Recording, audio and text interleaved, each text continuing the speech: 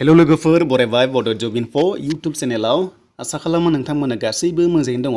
बे समाव जोबोर मोजां लेटेस्ट आपडेट सफैदों जेराव आसाम स्टेटआव 26,000 नि बारा भेकेन्सि ओंखारदोंमोन।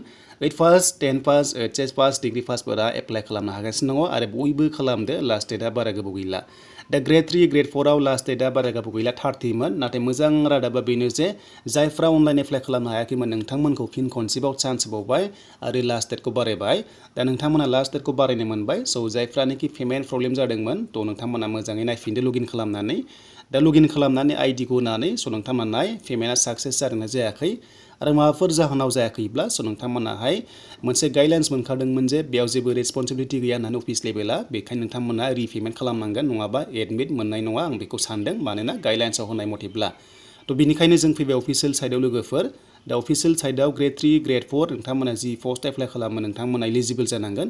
बेखायनो एप्लाइ हियार मोनसे अप्शन मोनदों बेयाव क्लिक खालामनाय लोगो लोगोनो जोङो अनलाइन एप्लाइआव थांनो हायो आरो बिनि एप्लाइआ सोलिगासिनो दङ। नोंथांमोना हौवाफोर हिनजावफोर 8 पासनिफ्रायनो खालामनो हागोन ग्रेड 4 लेभेलाव।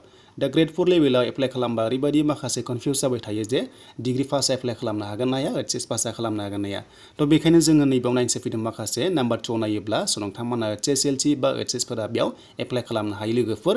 मोनसे कन्डिसन दङ नोंथाङा जुदि ए केटेगरि पस्ट एप्लाइ खालामबा नोंथांमोना 8 पासनि डिटेल्सखौ नांगोन मार्कशीट नोंथांमोना नांगोन माब्ला पास खालामनाय आरो बे गैयाब्ला नोंथांमोना हानाय नङा। अके नोंथांमोना बे गैयाब्ला हानाय नङा। थ' बेनिफ्राय जायफ्रानोखि HS पास बेनिफ्राय HSLC पास अब्ला मा खालामनांगोन थ' नोंथांमोना हायो जास्ट नोंथांमोना बि केटेगरियाव खालामबानो जाबाय। बेनिफ्राय डिग्री पासआ बेयाव नाम्बार 4 आव नाय बेयाव एप्लाइखौ खालामनो हानाय नङा दै। नाम्बार 4 आवहाय दङ नोंथांमोना if I am graduate can I apply for this पस्टआव नोंथांमोना बेयाव हानाय नङा ग्रेड 4 लेभेलाव मानोना बेयाव होखादों न'। स' नोंथांमोना बेयाव नुनो मोन्दों न' दङ। डेट मिन्स नोंथांमोना डिग्री पासआ ग्रेड 4 लेभेलाव एप्लाइखौ खालामनो हाया। थ' बेनिफ्राय जायफ्रानोखि ड्राइभिं पस्टआव एप्लाइ खालामनो सानदों ड्राइभाराव LMB लाइसेन्स थानांगोन नोंथांमोना 10 पास जानानै होमबानो खालामनो हागोन।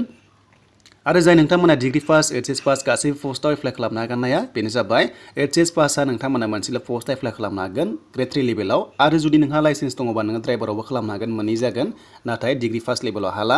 आरो जायफ्रा ग्रेजुवेट नोंथांमोना गासै पस्टआव एप्लाइ खालामनो हागोन लाइसेन्स दङबा ड्राइभारखौ लानानै। दा बेनिफ्राय जोंहा HS पासआ बबेयाव हागोन होनोब्ला जोंहा मोनसे पस्ट ओंखारदोंमोन जेराव एग्रिकालचारेल एक्सटेनसन एसिस्टेन्ट बेयाव हागोन ना हाया गोबां सोंहरबाय थायो। हायो बयबो हायो आर्ट्सनाबो हायो साइन्सनाबो हायो कमार्सनाबो हायो। नाथाय आर्ट्सनिया एसे प्रेफारेन्सआ खम होनना बुंदों एबा कमार्सना साइन्सखौहाय बांसिन प्रेफारेन्सखौ बारा मोनगोन होनना बुंदोंमोन जेराव पस्टआ एग्रिकालचारनिफ्राय फैनायमोन आरो बियो। आरो एग्रिकालचाराव गासै 1800नि बारा दङ भेकेन्सिया जेराव ओंखारदोंमोन आरो बे 1 लाख साख्रियाव बेयाव सोफानाय जाबाय।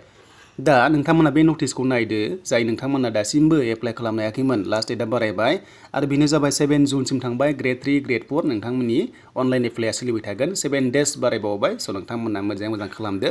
जायफ्रा पेमेन्ट दानो हायाखैमोन स' नोंथांमोना मोजाङै मोजां दानफिनदो आरो जायफ्रा साक्सेस जायाखैमोन एप्लाइआ स' नोंथांमोनाबो खालामफिनदो मानोना बे एग्जामा जागोन जुलाइआव आरो लोगोसे मेक्सिमाम नाम्बारखौ होनदों 175 प्रेक्टिकल टेस्टखौ लाफानानै 175 जागोन। बेनिफ्राय नोंथांमोनाहाय फैबाय थानाय समाव आरो गासैबो डिटेल्सखौ मोनगोन जे 150निफ्राय ना 175 जागोन बा 200 जागोन जों बेयाव गासैखौबो रायलायगोन। एग्जामनि टाइमा 3 आवार्स जागोन होनना लिरनाय दङ। आरो लोगोफोर जेब्ला लेटेस्ट आपडेट मोनो आं नोंथांमोनजों थाबैनो शेयार खालामगोन बड' जब इनफो इउटुब चेनेलाव। थ' बेनिसिम लोगोफोर लेटेस्ट आपडेट बड' जब इनफो इउटुब चेनेलनिफ्राय।